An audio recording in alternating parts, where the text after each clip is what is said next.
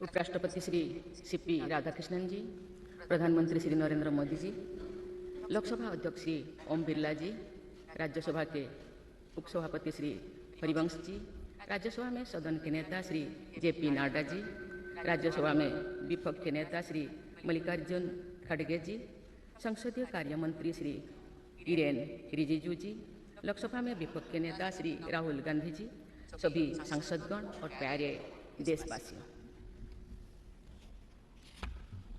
संविधान दिवस के ऐतिहासिक अवसर पर आप सबके बीच आकर मुझे हार्दिक प्रसन्नता हो रही है। आज ही के दिन 24 नवंबर 1949 को संविधान सदन के इसी केंद्रीय कक्ष में संविधान सभा के सदस्यों ने भारत के संविधान के निर्माण का कार्य संपन्न किया था। आज ही के दिन उस वर्ष हम भारत के लोगों ने अपने संविधान को अपनाया था। स्वाधीनता के बाद संविधान सभा ने भारत की अंतरिम संसद के रूप में भी कर्तव्य निर्वहन किया। प्रारूप समिति के अध्यक्ष बाबा साहेब डॉक्टर भीमराव अंबेडकर हमारे संविधान के प्रमुख निर्माताओं में से थे। बाबा साहेब की 125वीं जयंती के वर्ष में यानी सन 2015 में 24 नवंबर को प्रतिवर्ष संविधान दिवस के रूप में मनाने का निर्णय लिया गया और निर्णय अत्यंत सार्थक सिद्ध हुआ है। आज के दिन पूरा देश भारतीय लोकतंत्र के आधार हमारे संविधान के प्रति तथा उसके निर्माताओं के प्रति आदर व्यक्त करता है। हम भारत के लोग अपने संविधान के प्रति व्यक्तिगत और सामूहिक स्तर पर आस्था व्यक्त करते हैं। अनेक योजनाओं के माध्यम से देशवासियों को विशेषकर युवा वर्ग को संवैधानिक आदर्शों से अवगत कराया जाता है। संविधान दिवस से मनाने की परंपरा का शुभारंभ करने और उसे निरंतरता प्रदान करने की जितना भी प्रशंसा की जाए और कम। माननीय सदस्य संसदगण संसदीय प्रणाली को अपनाने के पक्ष में संविधान सभा में जो ठोस तर्क दिए गए थे वो आज भी प्रासंगिक है। विश्व के विशालतम लोकतंत्र में जन आकांक्षाओं को अभिव्यक्त करने वाली भारतीय संसद विश्व के अनेक लोकतंत्र के लिए आज एक उदाहरण के रूप में प्रतिष्ठित है। हमारे संविधान निर्माता चाहते थे कि संविधान के माध्यम से हमारा सामूहिक और व्यक्तिगत स्वाभिमान सुनिश्चित रहे। मुझे ये कहते हुए बहुत प्रसन्नता होती है कि बीते दशक में हमारे संसद ने जन आकांक्षाओं को अभिव्यक्त करने के अत्यंत प्रभावी उदाहरण प्रस्तुत किया है। संविधान निर्माताओं की अपेक्षाओं पर खरा उतरने के लिए मैं आप सभी सांसदों को बहुत बहुत बधाई देती हूँ। साथ ही कृतज्ञ राष्ट्र की ओर से मैं संविधान सभा के परम सम्मानीय सदस्यों की स्मृति में सादर नमन करती हूँ। हमारे संविधान की अंतरात्मा जिन आदर्शों में अभिव्यक्त होती है वो आदर्श है सामाजिक, आर्थिक एवं राजनैतिक न्याय, स्वतंत्रता, समता और बंधुता। मुझे ये देखकर हर्ष होता है कि इन सभी आयामों पर संसद सदस्यों ने संविधान निर्माताओं की परिकल्पनाओं को यथार्थ स्वरूप प्रदान किया है। हमारी संसदीय प्रणाली की सफलता के ठोस प्रमाण के रूप में आज भारत विश्व की तीसरी सबसे बड़ी अर्थव्यवस्था बनने की ओर तेज गति से अग्रसर है। भारत में लगभग 25 करोड़ लोगों के गरीबी की सीमा रेखा से बाहर आने से आर्थिक न्याय के पैमाने पर विश्व की सबसे बड़ी सफलता अर्जित है। हमारे संविधान में सामाजिक न्याय को प्रमुखता दी गई है। सामाजिक न्याय के आदर्शों के अनुरूप समावेशी विकास के प्रयास किए जा रहे हैं। ऐसे अनेक प्रयासों में इकोनॉमिकली वीकर सेक्शंस के लिए शिक्षण संस्थाओं और रोजगार में आरक्षण का प्रावधान करना, दिव्यांगजनों की परिभाषा को विस्तार देते हुए उनके हित में विशेष अधिनियम लागू करना और उसे कार्यरूप देना तथा राष्ट्रीय पिछड़ा वर्ग आयोग को संवैधानिक दर्जा प्रदान करना शामिल है। 3 तलाक से जुड़े सामाजिक कुरीति पर अंकुश लगाकर संसद ने हमारी बहनों बेटियों के सशक्तिकरण और सामाजिक न्याय की दिशा में ऐतिहासिक कदम उठाए हैं। देश के आर्थिक एकीकरण के लिए स्वाधीनता के बाद का सबसे बड़ा टैक्स सुधार गुड्स एंड सर्विसेज टैक्स के रूप में किया गया है। आर्टिकल 370 के प्रावधानों को निरस्त करके देश के समग्र राजनैतिक एकीकरण के मार्ग में बाधक बने हुए अवरोध को दूर किया गया। नारी शक्ति बंधन अधिनियम द्वारा वुमेन लीड डेवलपमेंट के एक नए युग आरंभ होगा।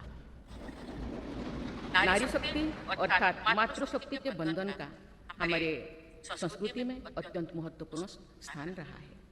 इस वर्ष 7 नवंबर से हमारा राष्ट्रगीत वंदे मातरम की रचना के 150 वर्ष पूरी होने के उपलक्ष्य में देशव्यापी स्मरण उत्सव मनाया जा रहा है। ये स्मरण उत्सव भारत माता को समृद्ध, सशक्त और आत्मनिर्भर बनाने का संकल्प का अवसर है। मुझे विश्वास है कि इस राष्ट्रीय संकल्प की सिद्धि के लिए आप सभी सदस्यगण देशवासियों को दिशा और प्रेरणा प्रदान करेंगे। हमारा संविधान हमारी राष्ट्रीय अस्मिता का ग्रंथ है। ये हमारी राष्ट्रीय पहचान का ग्रंथ है। ये कॉलोनियल माइंडसेट का परित्याग करके नेशनलिस्ट माइंडसेट के साथ देश को आगे बढ़ाने की मार्गदर्शक ग्रंथ है। इसी भावना के अनुरूप सामाजिक और तकनीकी बदलाव को ध्यान में रखते हुए क्रिमिनल जस्टिस सिस्टम से जुड़े महत्वपूर्ण अधिनियम लागू किए गए। दंड के स्थान पर न्याय की भावना पर आधारित भारतीय न्याय संहिता, भारतीय नागरिक सुरक्षा संहिता और भारतीय साक्ष्य अधिनियम को लागू किया गया है। ऐसे अनेक प्रगतिशील वैज्ञानिक को सार्थक विमर्श के बाद पारित करने के लिए मैं संसद सदस्यों की मुक्त कंठ से सराहना करती हूँ। संविधान संशोधन के प्रावधानों के महत्व पर चर्चा करते हुए इस बात को रेखांकित किया गया था कि संविधान में ही ऐसी व्यवस्था होनी चाहिए जिसके बल पर भावी पीढ़ियां आवश्यक अनुसार समयानुकूल संशोधन कर सकें। इस प्रकार संविधान निर्माताओं ने हमारे संविधान को गतिशीलता और जीवंतता प्रदान की है। माननीय सांसदगण, हमारे संविधान निर्माताओं ने भारत के लोकतंत्र को संवैधानिक आधार प्रदान करने के साथ साथ हमारी राष्ट्रीय एकता का ताना बाना भी बुना। संविधान निर्माण में अग्रणी भूमिका निभाने के साथ साथ सरदार पटेल ने अनेक रियासतों के विलय का महान कार्य करके भारत की एकता को नया स्वरूप दिया। इस वर्ष सरदार पटेल की 150वीं जयंती देशवासियों ने मनाई। उनकी 150वीं जयंती के उपलक्ष्य में पिछले वर्ष से आगामी वर्ष तक चलने वाले कार्यक्रम के माध्यम से देशवासी राष्ट्रीय एकता तथा गौरव की आदर्श से जुड़ेंगे। हमारी संसद हमारे राष्ट्र का प्रतिबिंब है। लौह पुरुष सरदार वल्लभ भाई पटेल के आदर्शों को प्रसारित करने तथा कार्यरूप देने में आप सबका योगदान महत्वपूर्ण है। जौन अभिव्यक्ति को परिलक्षित करने वाली हमारी संसदीय प्रणाली विभिन्न आयामों पर और अधिक मजबूत होती गई है। वयस्क मताधिकार का प्रावधान करके हमारे संविधान द्वारा जनता के विवेक पर जो आस्था व्यक्त की गई है, उसकी सफलता की विश्व के अन्य अनेक देशों में सराहना की जाती है। पिछले कुछ वर्षों के दौरान महिला मतदाताओं द्वारा बढ़ चढ़कर मतदान करना हमारी लोकतांत्रिक चेतना को विशेष सामाजिक अभिव्यक्ति देता है। महिला, युवा, गरीब, किसान, अनुसूचित जाति और जनजाति समुदाय के हमारे देशवासी मिडिल क्लास तथा न्यू मिडिल क्लास के लोग हमारी लोकतांत्रिक प्रणाली को पंचायत से संसद तक मजबूती से दे रहे हैं। हमारी समावेशी लोकतंत्र में जन जन की भागीदारी को प्रोत्साहित किया जा रहा है। धरती आबा भगवान बिरसा मुंडा की जयंती के दिन जनजातीय गौरव दिवस मनाने की परंपरा शुरू की गई है और उसे बहुआयामी विस्तार किया जा रहा है। भगवान बिरसा मुंडा की 150वीं जयंती से जुड़े समारोह देश भर में वर्ष पर्यंत आयोजित हुई।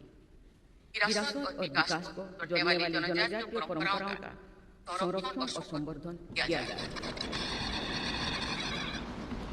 संवैधानिक आदर्शों में निहित सर्वसमावेशी दृष्टि हमारी शासन व्यवस्था को दिशा प्रदान करती है। हमारे संविधान में निहित नीति निर्देशक तत्व हमारी शासन व्यवस्था के लिए मार्गदर्शन प्रदान करते हैं।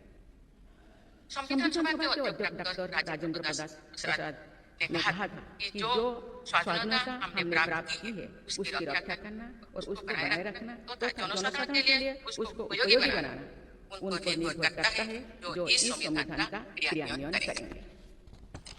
प्रसन्नता की बात है कि हमारी संसद ने डॉक्टर राजेंद्र प्रसाद जी के अपेक्षा के अनुरूप राष्ट्रहित में कार्य किया है तथा जन सामान्यों के जीवन को बेहतर बनाने के लिए निरंतर प्रयास किए।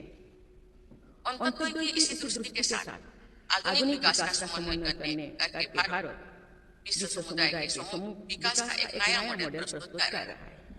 विश्व स्तरीय इंफ्रास्ट्रक्चर के विकास से लेकर जन कल्याण की सुविधाओं को 100% लाभार्थियों तक पहुंचाने के प्रयास हमारी राष्ट्रीय प्रगति को अतुलनीय विस्तार देते हैं। संवैधानिक व्यवस्था के अनुसार आगे बढ़ते हुए हमारे देश की कार्यपालिका, विधायिका और न्यायपालिका ने देश के विकास और देशवासियों के जीवन को संबल प्रदान किया है। संसद के दोनों सदनों के सदस्यों ने हमारे देश को आगे बढ़ाने के साथ साथ गहन राजनीतिक चिंतन की स्वस्थ परंपरा विकसित की है। आने वाली कालखंड में जो विभिन्न लोकतंत्रों और संविधानों का तुलनात्मक अध्ययन किया जाएगा तो भारतीय लोकतंत्र और संविधान का विवरण स्वर्णाक्षर में किया जाएगा। आप सभी सदस्यगण हमारे संविधान और लोकतंत्र की इस गौरवशाली परंपरा के संभावक भी है, निर्माता भी है और साक्षी भी है। मुझे विश्वास है कि हमारी संसद के दिशा निर्देश में भारत को विकसित राष्ट्र बनाने के संकल्प को अवश्य सिद्ध किया जाएगा। इसी दृढ़ विश्वास के साथ मैं सभी माननीय सदस्यों को संविधान दिवस की पुनः बधाई देती हूँ और सभी देशवासियों की स्वर्णिम भविष्य की कामना करती हूँ। धन्यवाद। जय हिंद, जय